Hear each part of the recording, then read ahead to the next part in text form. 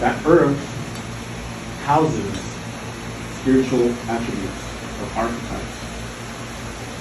That spirit or vivifying energy is what gives us life. It is the ruach or spirit or breath that causes this body to have existence. In any place centered on the internal without being disturbed by the noise of the outside.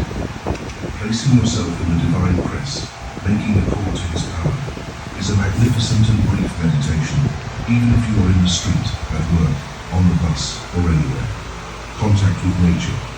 To go out one day of rest to the sun, to the mountain, and to feel their relaxed calm is a good therapy on the way to find oneself and to find peace.